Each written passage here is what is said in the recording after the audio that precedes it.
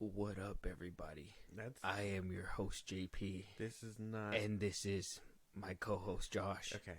Well, we're not a crime. We're not a crime podcast, man. This is my co-host, Josh. Hi, everyone. And welcome back to another episode of the Filmbros podcast.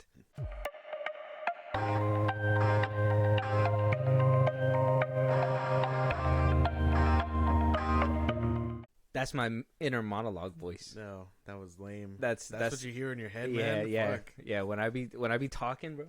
When I be talking, that's what I be hearing. I'm just like, no. Unfortunate, because that sounded terrible outside. I can only imagine what it's like inside. I could jump this chair and choke you out right now. Yeah, no. No. Doesn't work. Damn. Not even threatening. Mm-hmm. Damn. I'm gonna try it back. I'm gonna go back to the drawing board with this. My inner monologue isn't inner monologuing. It's not good. It's just gonna be like, it sounds like a smoker threatening you, and you can't take him seriously because you just hit him in the lungs. I'm just gonna have an asthmatic attack. But if you guys don't know what we're talking about yet, you guys will soon. We watched a movie.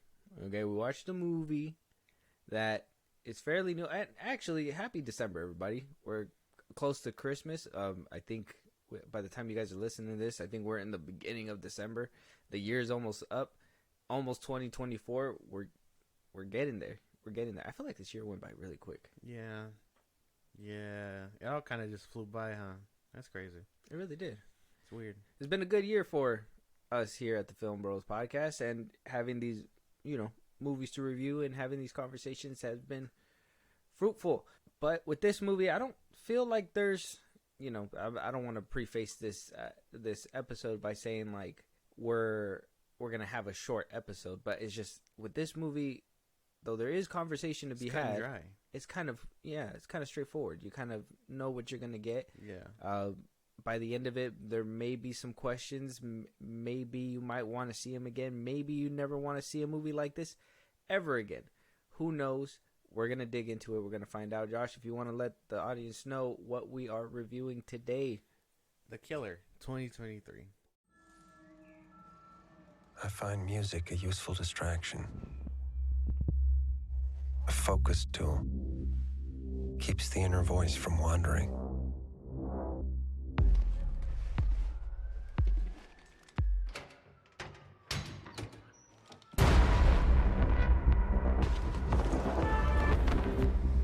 This is what it takes.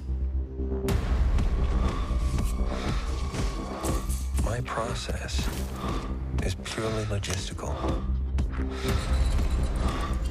If I'm effective, it's because of one simple fact. I don't give a For what it's worth, I would never have involved your female friend.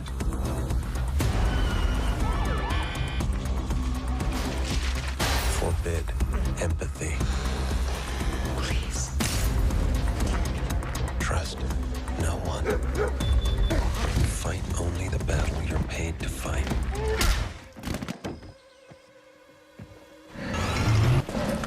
Breathe. Calm. Prepare to be excited. This is what it takes. If you want to succeed. The Killer just came out a couple weeks ago. It stars MIchael Fassbender as the killer, the assassin of the movie. Tilda Swinton as the expert. Charles Parnell, the lawyer. Carrie O'Malley as Dolores. Arliss Howard as the client, etc., etc. We get a long list of cast that we really don't give a shit about. This movie doesn't really make you give a shit about them, right? Unless you actually feel for a couple of these guys, not because of the fact that you care about their character, but because you know potentially where the result's going to end up by the end of the encounter. We got a pretty decent score. I got an 86% on the tomato meter from Rotten Tomatoes, certified fresh, with a 59% audience score with the popcorn bucket spilt over. Yeah. Fair, not fair? I don't think that's right. Well, no, but I mean, general audiences, I'm sure it's a mixed bag. You think this movie wouldn't sit well with general audiences? Yeah, most likely. Why That's is- what I'm assuming. Why would you say that? I mean, not. I mean, it's kind of a big point later on, but I think just because of how slow it can be. Okay. I think. I mean, maybe it's because we're spoiled, no, or people are spoiled. When they see something like this, they probably expect, like a lot of John Wick shit going on. 007, all that. Yeah, but that's not what he is. He's just a normal guy, which goes down further into the conversation. But I think that's probably why Okay. they see something like this, expect a lot of hard hitting moments, and then they probably just won't get that. I think you're right. I think that's a factor. Being spoiled by a lot of assassin movies where it just, they're no longer assassins. They're beating up everybody. There's no longer undercover Kingsman, shit, all yeah, that stuff. like Kingsman, John Wick, 007. What is like the big thing that they like to say in the movies? It's like, oh, my cover's blown, and then they just kind of don't give a shit after that. They're like, well, what cover, right? Yeah, so it's yeah. a lot easier.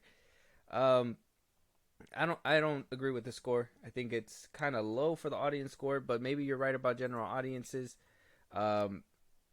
Heard a couple of these reviews, and I'm just like, well, did they even try? Did they even try? So, director David Fincher. Obviously, we expect a lot from him. He's made a lot of our beloved movies. If we remember who he is, he made Zodiac, Seven, The Social Network, Gone Girl, etc., etc. I mean, Josh, let's start with the initial thoughts. What do you think about this movie? Walking out of it, I know the first time you watched it, you watched it twice. I had to watch it twice. Yeah. So let me know your initial thoughts. So going in, I was expecting. I mean, I wasn't really expecting much. I haven't heard anything about this movie. Like, I think when it came out, it just flew under the radar. And Netflix doesn't really promote or anything like that. So maybe coming straight out the strike, it kind of just was able to fly. Because I don't even think we saw a trailer for this. We did. Yeah. I remember. But I mean, the trailer didn't really do much. I was just not expecting something as good as I thought, and then that's why after watching, I was like, this was a lot better than I expected, but I'm not sure how to like articulate it well. And then I was like, okay, I need a second watch before we record. My big draw in for this movie was Michael Fassbender. Well, yeah, I think the front man. When was obviously. the last movie he was in? I can't remember. It's been a minute, right? He's It been feels like like he's been on a hiatus. Like Don't tell me X-Men movies, no? Was it the X-Men movies? Hold on. Don't tell me it was who was that movie that he made? Fucking Assassin's Creed that put him down. No, I don't think so. The last movie he was in Next Go Wins. Alien Covenant was 2017. Dark Phoenix. Oh yeah, he is in Next Goal Wins. Yeah, That's the one that's not doing too well. that's the Taika movie. Yeah, it's not doing too well. Yeah. So yeah, I guess his last one was probably Alien Covenant then, 2017. No, Dark Phoenix, 2019. Oh, Dark Phoenix. Alien Covenant was maybe that one of the ones, the snowmen. I don't maybe know. Dark Phoenix was the one that put him under then, for a little bit. Probably. He And then probably came out COVID. of that. Well, he was the best part of that movie, if I recall the movie. I haven't seen it in a long time, but if I recall the movie, I believe he was the best part of said movie. Yeah. So we haven't seen him for a while. Came out of a hiatus. Stars in a David Fincher movie. And I think David Fincher and the dude that wrote the movie Seven with Brad Pitt, you remember that movie? Yes. Yeah. I guess they reunited to make this movie again, which is honestly, I guess my initial reaction to this movie was I thought it was well done. I don't feel like we've had this type of movie, and I know we didn't get the bang pow pops or whatever, but maybe I'm just a good listener. Maybe it's just something that I'm interested in hearing the thoughts, but I think, and it's going to play into a few of my points, but seeing this side of an assassin, hearing his vulnerabilities throughout the movie, hearing like the pros, the cons, basically, and all that of what it takes to be in this shoes was interesting to me. because we never hear that. They just kind of have everything set, ready to go, and then they're out there kicking ass, taking bullets and standing up afterwards. You know what I mean? And this one, you know me, I like realism in my movies. I like some kind of feeling of tangibility where this can actually happen in real life, and I think with every single thing in this movie, it was played out extremely well. But if you want to kind of run down what the movie was like, well, we get Michael Fassbender. He's the killer. They don't really have names. They kind of associate themselves with the killer, the lawyer, things like that. Their characters, think of like Clue. You know what I mean? Yeah. Michael Fassbender, he's the killer. We get a good 15 minutes of him stalking his prey, basically. I think it was like 20. Yeah, around there, stalking his prey, things like that. Going through his mindset in a time like this before he has to do his job. The job goes horribly wrong. It rattles him, makes him do decisions that he usually doesn't do, and then that leads to him his personal life compromised and leads him down the road to other things. Mm-hmm. It's pretty good. I mean, it all kind of... Well, and then after his life is compromised, he goes and starts going up the chain of command to get to the person where he needs to go. And when he finally confronts him towards the end of the movie, what happens? He just kind of... At the end of leaves it, he just basically was like, I could get here. Exactly. he did it to prove a point, basically. Yeah. So, solid film. I personally, I mean, I guess we could start jumping into the characters. Obviously, one of the big characters was Michael Fassbender. He was the main character throughout this whole movie. I thought he was the best. He was a joy to see on screen again. I like seeing Tilda Swinton in there for the little bit of time that she was there. Charles Barnell as well as the lawyer. I think he did a great job. The girl who played Dolores too, I thought she did really well. On the phone, he sounded like I thought he sounded like what's his name? The dude from State Farm. No, the fucking what's his name? He was in Mandalorian. He played Gideon. What was his name? Carlo Esposito. Yes, I thought it was him at first. I was like, oh, that's gonna be nice to see him down the line, but then it turned out to be him. I was like, damn, he really sounded like him over the phone. Yeah, no, we needed the cheap version for this movie. We paid a lot for Michael Fassbender. You remember that? Okay. I thought he was great. There was a lot of decisions in this movie that I felt were, how you said, like something that he shouldn't have done, and I thought that exploited the character really well. Where he says, keep your calm, keep your composure throughout the whole movie, but that is exactly what he doesn't do. And I think Michael Fassbender being able to play that inner voice in his head that is trying to save his sanity while at the same time losing his mind in real life, I liked it playing with one another throughout the movie. Yeah. What'd you think about? Because a lot of it was his morality versus what he chooses to do with it. You know what I mean? Yeah. And then his rationale when doing his job, and I think that's kind of crazy because he just sees it as a job. He says it right in the beginning, where he's just like, he doesn't give a fuck about any type of politician, flag, whatever. He works for himself, and it's just a job. It doesn't matter on who's on the other end, and a casualty is just that. It's not a casualty to him. You know what I mean? So civilian lives or whatever doesn't really matter. And I mean, that makes sense because I'm assuming up until that point, he didn't really miss or anything like that. But then he really fucks up, and which leads him down that whole path, which I really enjoyed too. It was just a spiraling thing of he does this, it really fucks him up, so he decides to continue doing down this path, basically cleaning up after himself. Yeah, from the mistake that he made. Yeah, basically. Because he was on his high horse in the beginning, where he was like, I'm the best assassin. I do everything. The reason why I'm so effective is because I don't give a shit who the mark is, basically. And I thought it's great to see that happen, right? Because you see all these other characters, John Wick, all that, they kind of get knocked down, but they get back up. But you never really see what it does or what kind of toll it takes on their decisions on their craft and all that stuff. And in this movie, the one mistake where he could have easily fixed, like he could have probably loaded another chamber and hit him before the curtain closed, but what happened? He got involved. He got invested.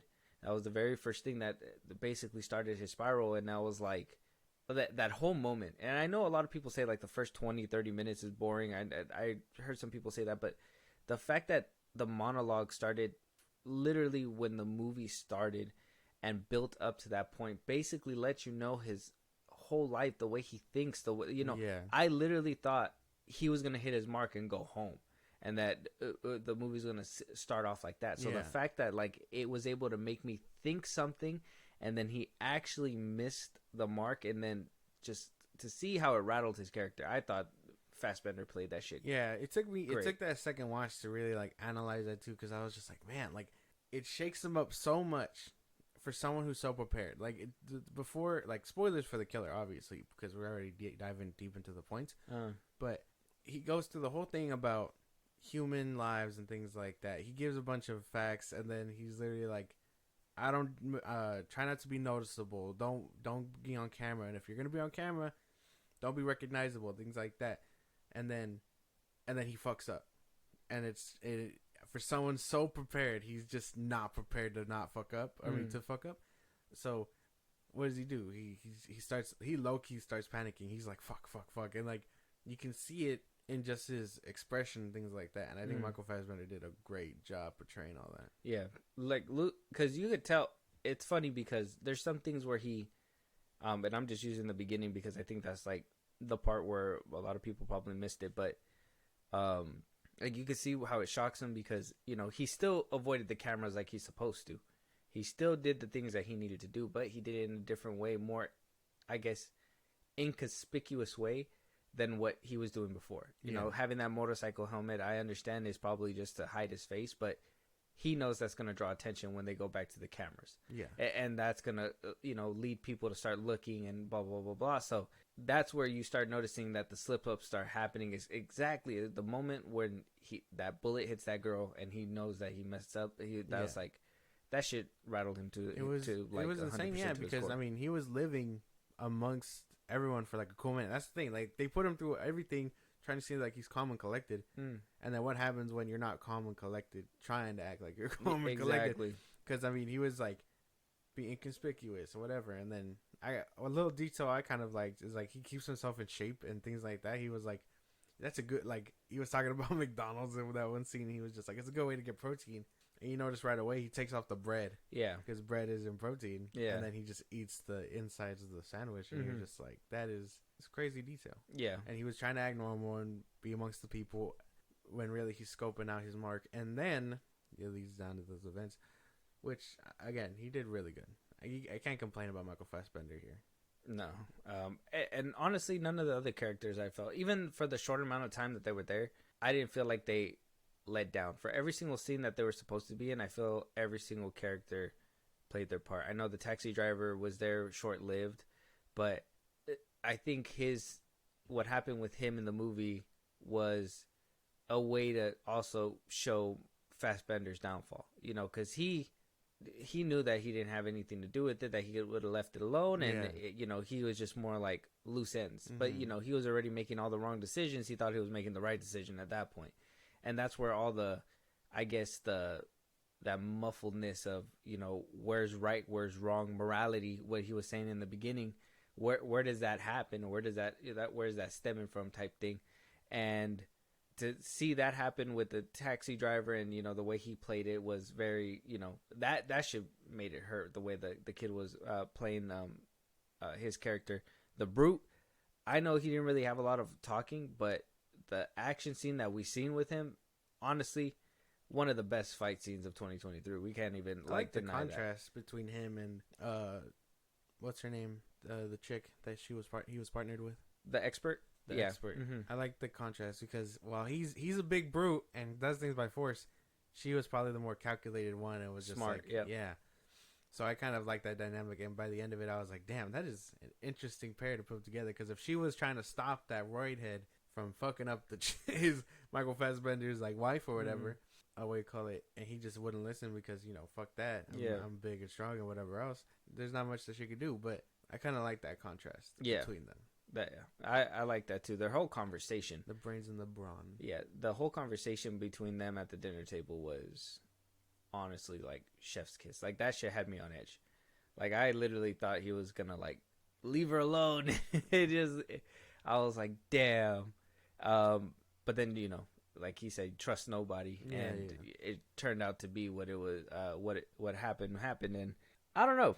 I like I said, there's not much to characters to go around with, but at least with Fassbender, I think his whole arc through this movie really just hit very well. Yeah, it was like I said, it's very simple stuff. Like maybe that's why it's always something I say. Like, it's a simple story, so it allows for complex characters and thinking, and that's basically what happened. Yeah. So, and then obviously, I don't feel like there was much world building. I think the world really revolved around Fassbender in this film. I don't think that he was looking to make a sequel or plan to expand on this place. I think by the end of the movie, he basically put it behind him. Mm-hmm. Cinematography wise, now this is where I had a problem, because Fincher has good visuals within his movies. We've seen a lot of movies where he does really good. Mm-hmm. I think a big issue that happened in this movie was Netflix. I think the budget couldn't handle it, and there were some scenes that looked a little bit off.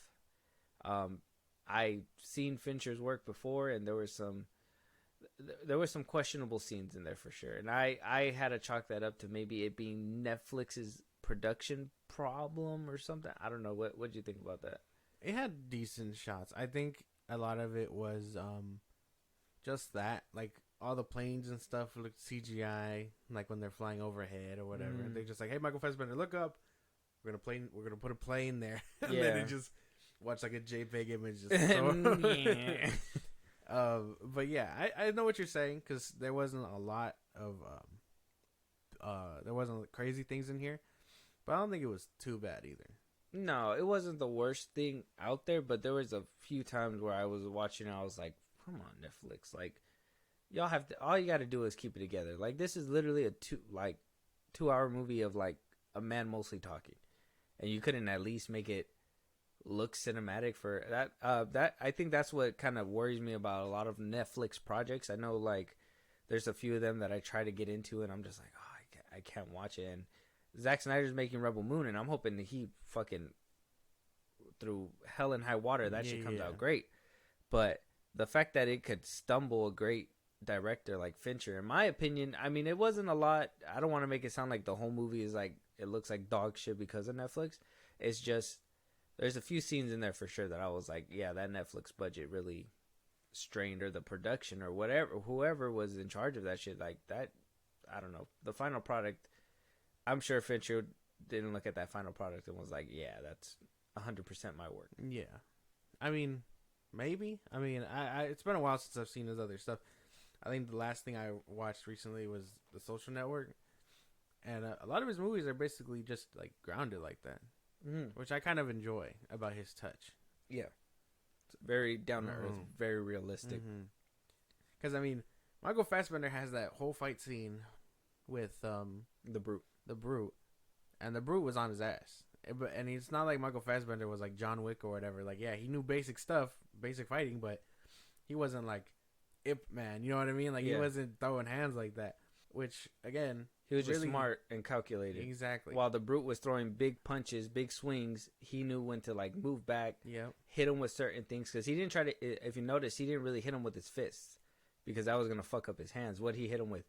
Glass, bottles, anything he can grab. That's one of the things I noticed too on my second rewatch, where he's like, what does he say? I can't remember what he says verbatim, where he's just like, be in the moment or whatever, don't anticipate, something like that. And he looks down that hallway full of his like bong and glass and whatever, full of his weed stuff. Yeah. And like he leads him in there, and he literally starts wailing on him with everything in sight. Yeah. So I noticed that too, and I'm like, damn, he really does prepare for everything. I'm trying to see if I think I typed it down too, because I thought that quote was like amazing. But that whole fight scene was crazy. I thought that that calculation in that moment was great, and I caught that. That's what I'm saying is that, and we're gonna talk about that a little bit later. I don't want to jump the gun. I'm gonna give it a second. But obviously, are we in agreement with it when it comes down to the cinematography though? Yeah, I can see what you're saying. What I really liked about each scene though, the sounds. Oh yeah. The music. When there was music, but a lot of it was basic like city human sounds, and like when something needed to be muffled, it made sense why it was muffled. So like when he walked into I think it's right after he gets that Amazon package, and he walks inside a room and you hear all the people, and then he closes it behind him, and it's like muffled people and things like that. Like those kinds of sounds, I was really enjoying. I was like, man, attention to detail there was insane. Because like a lot of people forget. It won't be as loud, but it doesn't mean that sound goes away. Yeah. So, and I don't know. I really like the attention to detail. I like that, sounds. And I like the POV shots. I like when he puts his earbuds in, and we see him in the room, and the music kind of muffled, and then we see the POV shot where he's looking at the things, and you hear the noises that he hears, and that played a lot into like what you're saying, where things would just kind of come and go with the noises. I enjoyed that as well. I thought that was very well calculated by him. Yeah, that was great. And then so we're gonna move. I guess we kind of talked about it. I think there's only like one fight scene, but the fight scene was solid. The Florida guy, the Floridian. The fight scene was solid. 100%. Yeah, like I said, hands down, had to be one of the better fights of 2023. I thought that dog was gonna bite his ass, dude. I was like, "Fuck." Oh, you thought he was? I thought he was gonna like slip up and it was gonna bite his ass. I was gonna be like, "Damn." To be honest, I thought he was gonna snap the dog's throat. I thought he was just gonna turn around and just or something. I was like, "Oh, that's probably gonna." I was expecting him to shoot him when he heard him coming. Just pop, pop. Yeah, that too. So I thought he was gonna do something like that, but the fact that he kind of just left the dog, I was like, "Okay, that's fair." That's another thing, right? That little flame that he did with that Molotov cocktail. Yeah. That shit was asshole. I was like, what the fuck? Like, the CGI on some of these Netflix productions really got to get studied at this point, like, honestly, because it's simple fire. That's all you have to do. Do simple fire. Make a CGI Molotov cocktail if you wanted to, but then just light the bitch on fire and record it on fire. Like, what? You know what I mean? Like, I don't know. I'm not a director. I wouldn't know. But let's talk about, I guess, the overall plot and how solid that was. Did we feel like there was a solid plot, a reason for this character to go all the way through where he did? Yeah, I would say so. And then the conflict of his own character being like struggling with it and all that. Yeah, because I mean, think about it. He fucks up so bad. He goes up the chain of command. It leads him from a taxi driver to the lawyer, to the brutes. I mean, to the two assassins that had it. He gets to the top, and literally, it was all to prove a point. He was just like, "Don't fuck with me again," and then whatever. And then by the end of it, he leaves the life behind him. But the guy was just like, "I don't even know who you are." Basically, yeah. And like, he didn't even. That's the thing. He was just a normal guy. He didn't even know that like. All that was playing out. Shit, man. He was told something and he was just like, yeah, just do it. Like he didn't worry about any of that extras. It made me think about the connection though between everything, because he was like a tech Mongol kind of guy, and he probably wanted a politician dead because it got in the way of his shit. Mm-hmm. So in the public eye, it's like, okay, yeah, this guy would have died and his stocks would have went up, whatever the fuck else. And Michael Fassbender is out here just like fighting for his life. Like, I think that's kind of interesting. Well, that's another thing that goes to show you is that they pay the money, they call the shots, but they don't really know what's happening underneath, like what he said, what the client said, he was like, what I told him was, hey, he's human, mistakes happen, right? But that was taken as, oh, we need to tie up loose ends. Yeah. You know what I'm saying? So it's the communication between the parties and the complete like obliviousness of a character to not want to or if anybody to not want to check in on or really care for, I guess if you're in a certain position, you can really care less what happens with those other people. Yeah. So that I thought the plot was pretty straightforward, and I thought it made sense. I know, I talked to a couple people, and I heard that they said like why didn't he just lay low and stuff.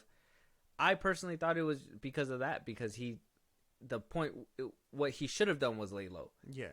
That's what he should have done as an assassin who messed up his mark. But for somebody who didn't know what to do in that time, because he's never had that happen to him, he was shooken up and he made all the wrong decisions. And that's what kind of made the plot start rolling.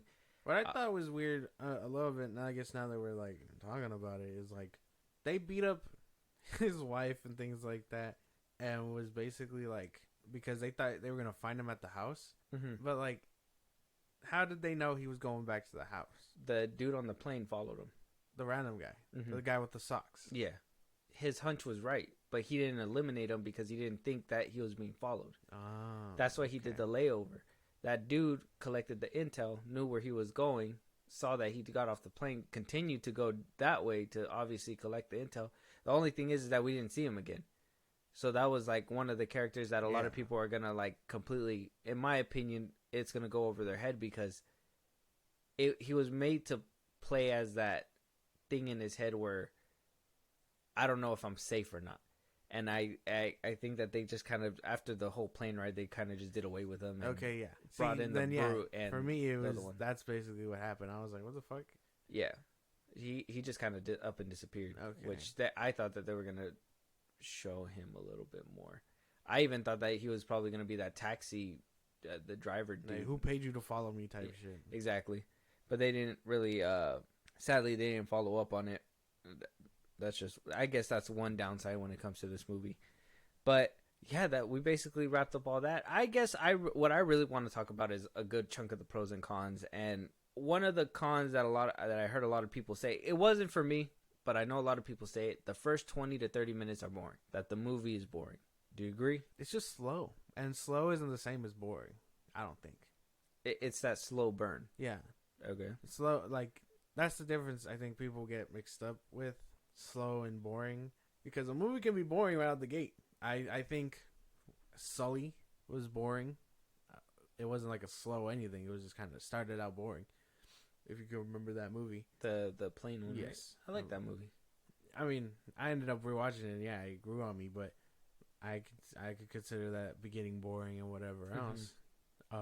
But it was just slow, and I can understand that, and I don't know. Maybe that's just that's just. People don't expect that kind of thing nowadays. They expect boom, bang, pow from an assassin type of movie. So I think that's just a grander scheme of things. Okay. Yeah, because I don't consider this movie boring. Do I think there's a lot of dialogue? Yeah. I think there's a lot of dialogue that you have to listen to. There's a lot that you have to really hear out for, because there's some things that you could miss if you don't listen to everything. I even think that I gotta rewatch it a third time because they talk so much. You kind of think that you get everything, but then you're just like, "What the hook? Like, how did I get here?" Mm-hmm.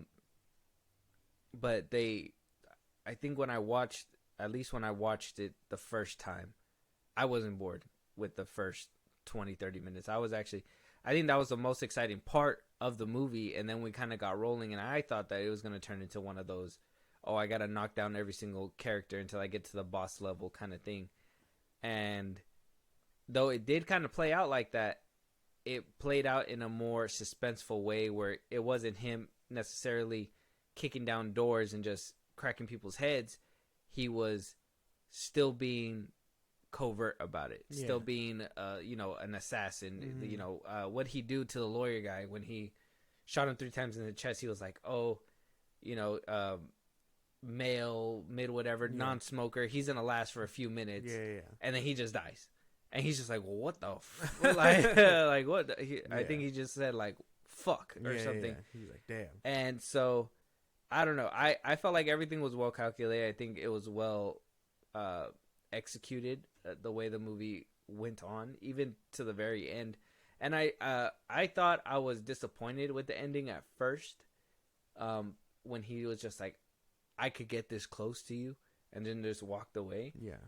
but then I was like, no, I think it makes sense because I honestly believe he understood that he had nothing to do with it, and he was just like, if you do have something to do with it next time. But then at the same time, I was like, well, then you killed that, the taxi kid for what? It was like, fuck, dude. I think the taxi kid was just circumstance.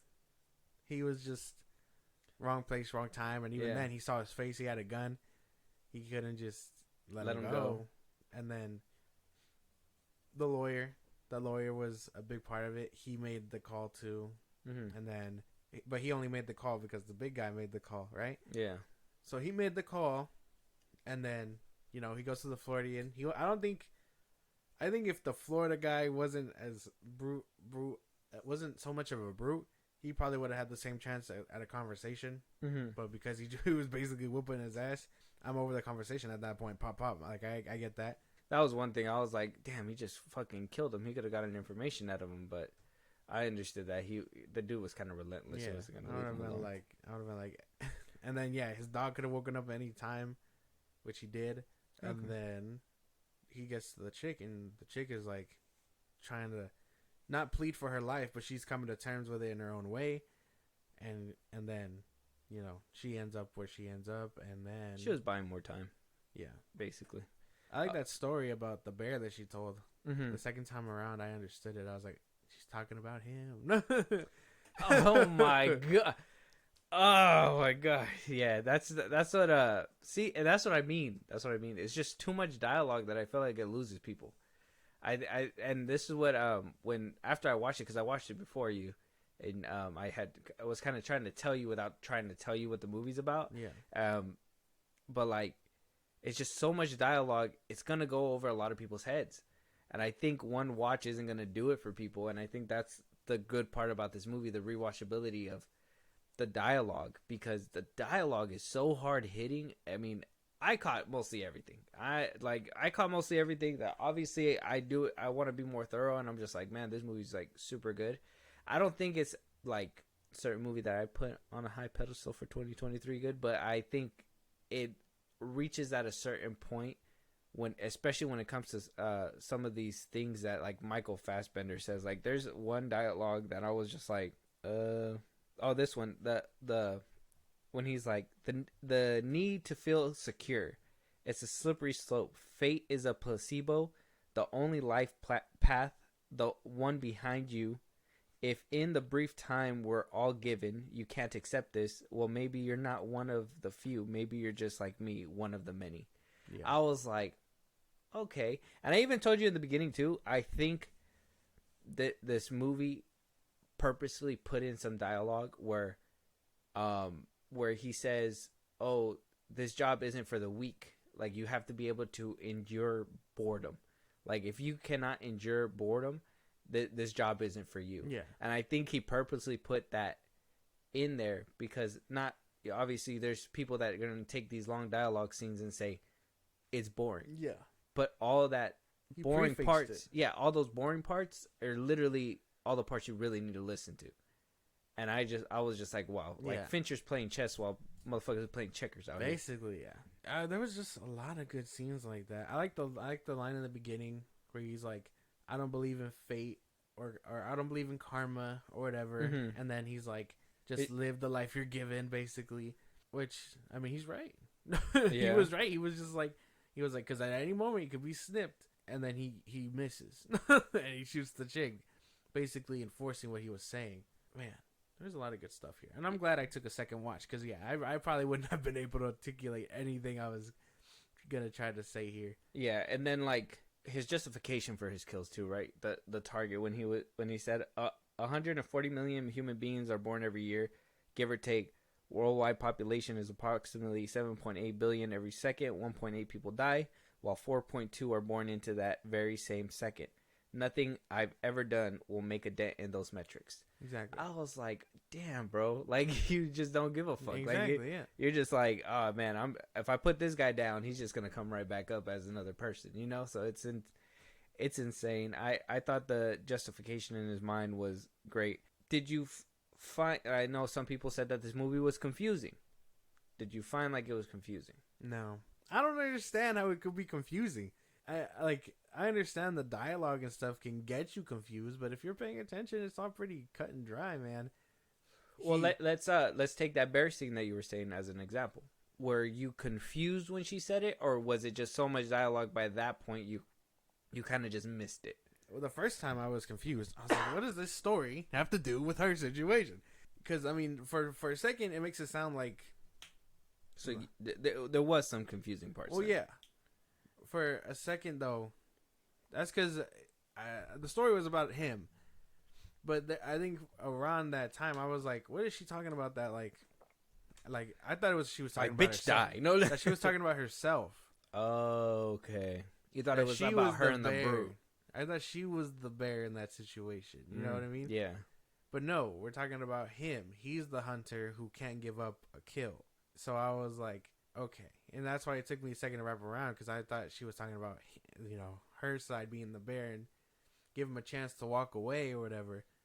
Come to the conclusion that maybe this isn't the path he should be on, and then he goes. But he was just like, no, I'm right here. Take your last fucking meal, basically. Yeah, right. And then, you know, yeah, because she tried to justify it. She was just like, it could have been a random carjacking. You could have pushed me downstairs, threw me in the ice. But because you're so invested in what you're doing, you came right up into a packed restaurant. Yeah. Like, he basically is making the wrong decision again. Exactly. He should have iced her quietly. But what did he do? He made a spectacle about it. He wanted to be seen. He wanted to be remembered. I was like, man, I was in awe of this movie with like the way that certain people were talking. So, I mean, then there was some confusing parts, and I kind of understand that for some people. And to those people that were confused, bored of this movie, go rewatch it. Give it a second watch. I think there's a lot of like gems in this movie that, to be honest, we don't get nowadays. Like I said, the whole beginning scene was just a big flip on its head from what the normal is nowadays anyways. Yeah. Because nowadays, what do? They introduce the assassin, they shoot the guy's whatever, dog, wife, child, steal a kid's bracelet, and there they go on this fucking river of blood, fucking killing people in cool ways. Mr. Nobody, that one was one of my top assassin movies that were like that whole bus scene was and he's supposed to be a regular guy too. Exactly. But he's probably more skilled than Michael Fassbender. Exactly, right? Well, he's still supposed to be an assassin, but like when they get to those points, I felt like Mr. Nobody was more real. It wasn't like John Wick where he just can mow people down. Well, yeah. So there's levels to this assassin shit. And so with Fassbender's, I felt like he was kind of in nobody's lane where like he had training, but it obviously wasn't going to be like super taijutsu shit. It was just going to be like how to defend yourself and shit like that. And when it came down to the brutes, it showed how calculated he was when he knew that he was outmatched, at least with the muscle mass and all that, and how he was going to slow him down and beat him up in a different way. And that was great. Oh, that whole I just remembered about it. That whole scene where he fucking lands on the fucking table in his ass. And he's just like he just gets up and he's like, fuck. I know, like pulls out a piece of the chair or whatever. Bro, when I see it, I was like, I had to do a rewatch. When I watched it again, I was just like, oh my god! And he just kind of like touched it and it was like looked at the blood. And I was like, you're sick. You're sick. You should have went down there. Should have died like a man on that stick. Like that was insane. But that's all the cons that I basically heard from that was confusing, boring, and maybe the whole cast thing that there wasn't a lot of cast. But I honestly believe Fassbender carries this movie 100%. I think with no other cast, Fassbender literally shined throughout this whole movie. Exactly. There was no dull moment. Yeah, exactly. Even those scenes where he was stretching and stuff, I was just like interested, like the form, the straightness that he was, the perfection that he put into it. I was like, okay, he really cares about this fucking job. yeah, basically. Yeah. I like I like that scene where he's like, there's over how many storage units in America, and he has about six of them in 6 states or whatever. And then he's like, I eventually, when the money runs out, I can't wait for them to we show up on a episode of Storage Wars, and Oh, they yeah. unpack his shit. Yeah. And I'm like, they'll find all of his evidence. He won't even bother to like burn it away. Well, because when he said when the money dries up, he's assuming he's dead. Um, So when the money dries up and they see all his guns and all that stuff, it's at that point it's I'd done. be insane. Imagine winning that kind of storage unit. you betted all that money just to get all those guns and everything, and then you find a dead lawyer in there or some shit. I don't know. That'd be crazy. But yeah, man. What- Other than that, do you have any pros for this movie? No, not really cons. Other than that, yeah, it was slow, and it could be interpreted as boring. Because 2-hour runtime, it could feel like it drags on. But I think that's because of Fincher's whole focus on the moment type of deal, camera movement, and then Fassbender's monologuing. But there was fun scenes here. What threw me off randomly was rewatching it. He and Dolores are in the elevator with the lawyer in the trash bag, in the trash bin. This fucking guy was like, "You need help with that body?" I'm like, I've never heard anyone say that to me while taking out the trash. I don't know who says that randomly. What? No? Oh, you haven't lived life. People make jokes like that. It's so dumb. You never like. She laughs, and I'm like, who the fuck says that to people? Like, You never like been in a hotel room where you have like a duffel bag or something with you? No? Oh, it happens, I guess. That's why when I seen it too, I was just kind of like, ha. And then the fact that she overreacts, I was just like, that's hilarious. Cause yeah. well, yeah, no, I thought it was funny, but it was random as fuck. I'm like, why do you say that to people? Yeah. I guess that just comes with life experience. I've heard people do that. I'm just like, well, not the time, guy. You just, you kick the body one time. Yeah. You're just like, shut up. Don't say nothing. But so just boring, or can be boring. Can be boring. It can be.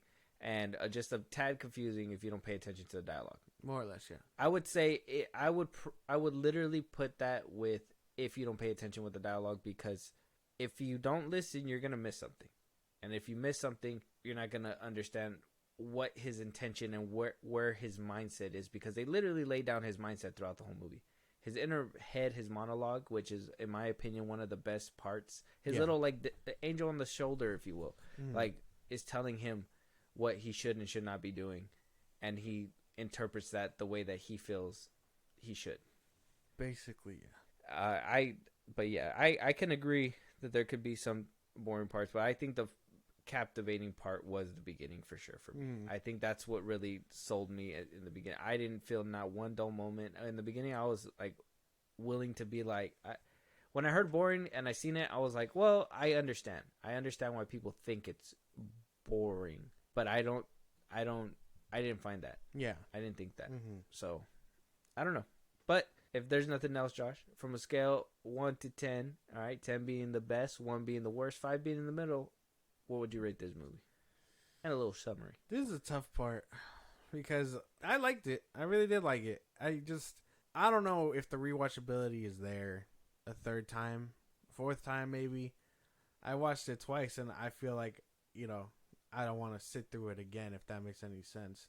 Not for a while anyway. Michael Fassbender does really good here. Can't be mad at that. He does really good. He shines. Everyone else did really well in what they were supposed to do. There is that slow burn. There is a lot of dialogue, which can be interpreted as boring. I'm not saying I interpreted it that way, but I understand. Lack of action. A lot of it was like very good though, despite lack of. I think the tension was there for sure. Yeah, I gotta give it like an 8. An 8? 8 out of 10. I don't know. I feel like that's not your real number. I don't feel like you enjoyed it that much. No, yeah, it was good. Like, I can usually take most of your like numbers. I feel like this time I gotta give a little pushback. You don't feel like it's an 8 for you. No, it was good. I the way you enjoy it. describe it and the way you think about it. I feel like you're at like a 6 with it or something. No, a 6.5. No, because it was No? good. I did enjoy it. I don't know. Again, it's just one of those things where it's like, do you want a movie that's very like thought provoking like this, and like what's that other movie that you like called Asteroid City? Asteroid City, Oh. where you want to think and be involved and stuff, or do you want a movie where you can think about it but at the same time have a few good punches in there too? And I would like the best of both worlds if I could. But this one's good. I can't knock it too much. And it feels fine. Okay. Because I'd personally give this movie like 8.5. I would say. Because it's better than the average movie. I think I do like that aspect where, you know, movie where it makes you think and you have to really put yourself in one's shoes to really figure it out. The POV shots in this movie were great. That one scene where like the bullet like pierces the head, I was like, that's a cool shot to have seen too. Though there was a few stumbles with the whole Netflix part. Even then, this for a Netflix movie is crazy. I thought it was pretty good though. Yeah, so I got to give it like 8.5 for sure. Okay, I think it's not the perfect movie. It's just I personally think the rewatchability is there because of the fact that there's so much dialogue and there's so much for you to pick up on.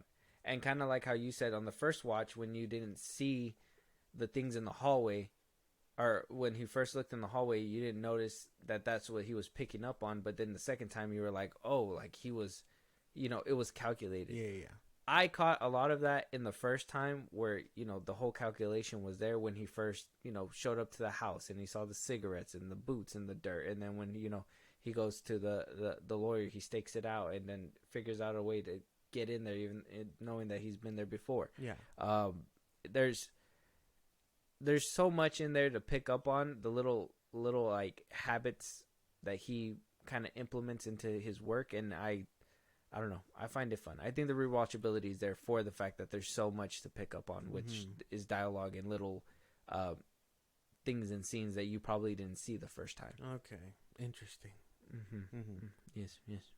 Very good. Yes. Yes.